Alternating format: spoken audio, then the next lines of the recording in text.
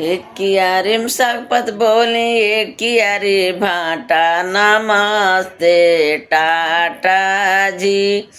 एक कियारी में सकपत बोली एक कियारी भाटा नमस्ते टाटा जी। भटवा तूरन चलली समझ के बहिना भटवा तूर चलली समझ के बहिना पैरों में चुभी गईल कांटा नमस्ते टाटा जी। उनके पैरों में चुभी गईल कांटा नमस्ते टाटा जी।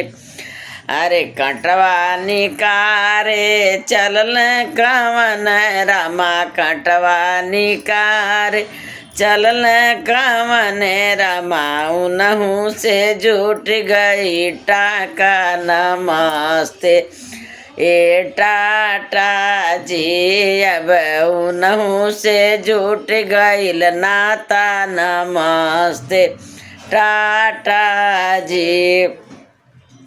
अरे उनहु से जुट गईल नाता नमस्ते टाटा जी। सतवा बीतत बा अठवा के लागल सतवा बीतल बा अठवा के लागल अब लागता नवा छुआता नमस्ते टाटा जी। अब नवा लगे छुआता नमस्ते टाटा जी।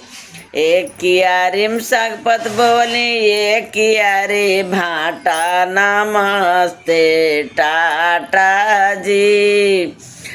अरे भटवा तुरन के चलले दुल्हे क दीदी भटवा तुरन के चलली नहीं दूल्हे क बहिना अरे उ पैरों में चुभी गईल कांटा नमस्ते टाटा जी। उनके पैरों में धसी गईल कांटा नमस्ते टाटा जी। कटवा निकारन चलल कवन रमा कटवा निकार चलल कवन रमा उनहु से जुट गईल नाता नमस्ते टाटा जी। अब उनहु से जुट गईल नाता नमस्ते टाटा जी। अब उनहु से जुट गईल नाता नमस्ते टाटा जी।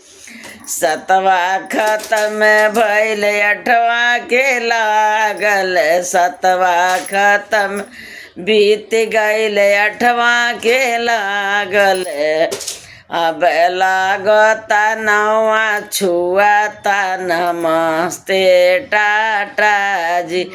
अब लागत नवा छुआता नमस्ते टाटा जी। एक कियारी में सकपत बोली एक कियारी भाटा नमस्ते टाटा जी नमस्ते टाटा जी।